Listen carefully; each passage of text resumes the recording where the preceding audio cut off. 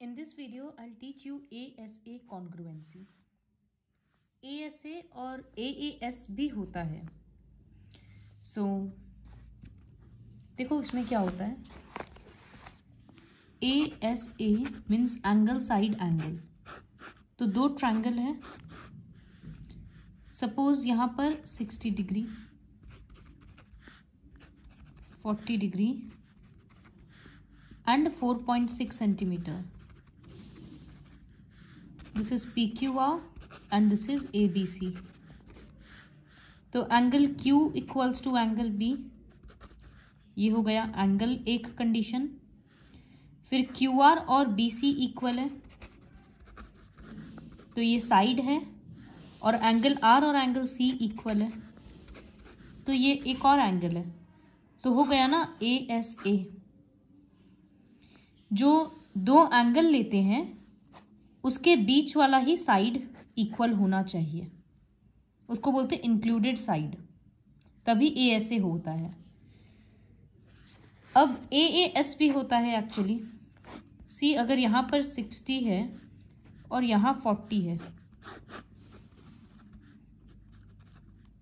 अब ये 3 सेंटीमीटर और 3 सेंटीमीटर है तो एंगल इक्वल, लेकिन ये वाला साइड इक्वल नहीं है तो हम लोग ASA नहीं लिख सकते हैं ना, क्योंकि दोनों एंगल के बीच वाला साइड तो है नहीं. अगर यहाँ पर QR इक्वल्स टू BC रहता तब हम लोग लिख देते ASA. तो अब क्या करें. तो देखो अगर ये 60 है और 40 है तो थर्ड एंगल कितना होगा 80 डिग्री, बिकॉज 60 प्लस 40 100 और उसको 180 से सब्ट्रैक्ट करेंगे. ठीक उसी तरह से यहाँ पर भी 80 डिग्री होगा. तो अगर दो ट्रायंगल का दो एंगल इक्वल है तो थर्ड एंगल तो ऑटोमेटिकली इक्वल हो जा रहा है. अब यहां से देखें तो ASA हो गया ना, एंगल Q और B इक्वल, P और A इक्वल, PQ और AB इक्वल. तो इसका मतलब अगर दो एंगल इक्वल है और एक साइड इक्वल है तो तीसरा एंगल भी इक्वल होगा. तो हम लोग बिना कैलकुलेट किए लिख सकते हैं AAS, मतलब दो एंगल और एक साइड. साइड इंक्लूडेड नहीं है, कोई दूसरा साइड है. Now will start the worksheet. Will I find the third pair of corresponding parts. Find the third pair of corresponding parts which makes this triangle congruent by ASA.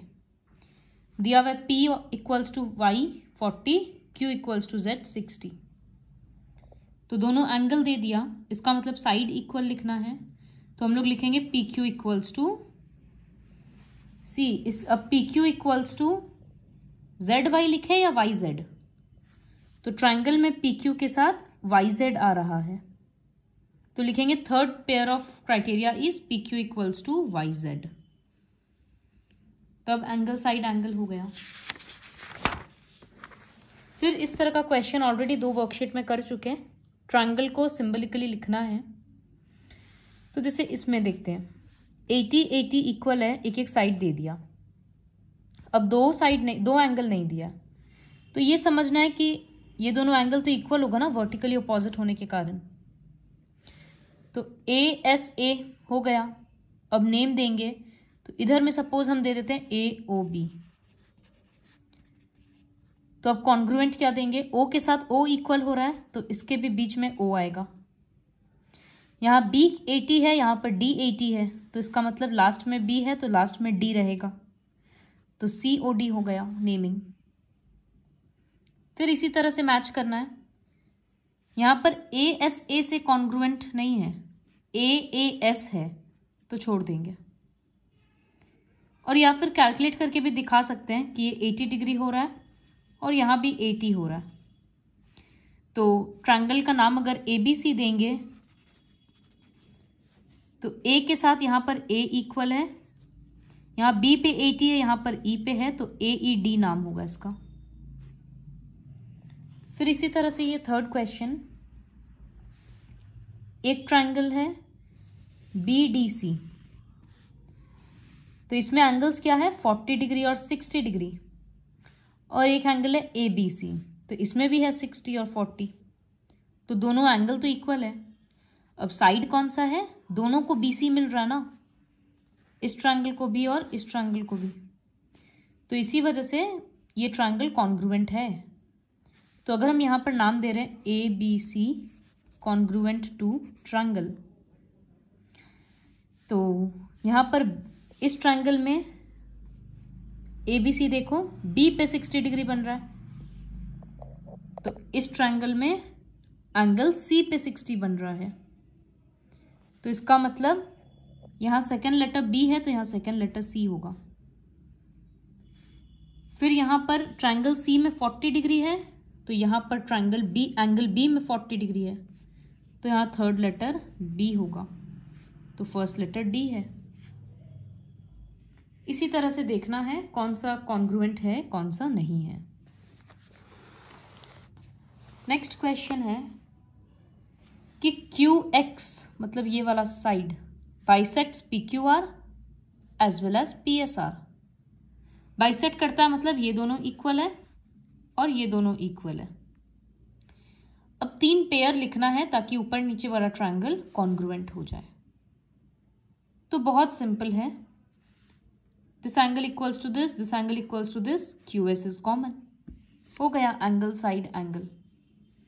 तो लिखेंगे क्या, in triangle QRS and triangle QPS। So question number 3 will be like this, in triangle QRS and triangle QPS। एक angle है, angle देखो हम first में triangle QRS लिखे हैं ना, तो पहले हमको नीचे वाला एंगल ऐसे लिखना पड़ेगा, RQS equals to PQS। So RQS equals to PQS, एक एंगल हो गया। साइड में लिख देंगे QS इक्वल्स टू QS, ये गिवन, ये कॉमन, और थर्ड में होगा angle RSQ equals to angle RSP given. तो कॉन्ग्रुएंट हो गया दोनों ट्रायंगल। नेम तो वो लोग ऑलरेडी अरेंज करके दिया ही है, क्राइटेरिया होगा ASA। गिव रीजंस में यहां पर गिवन के बदले ये भी लिख सकते हैं कि because QX bisects angle PQR।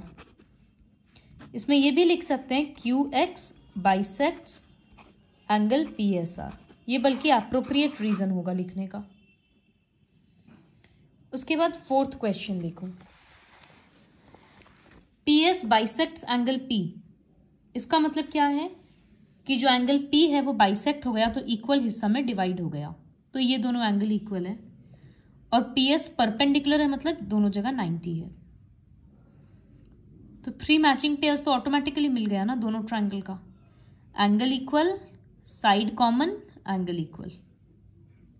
तो खुद से लिखना है in triangle this and this क्या क्या क्राइटेरिया है, so they are congruent via ASA।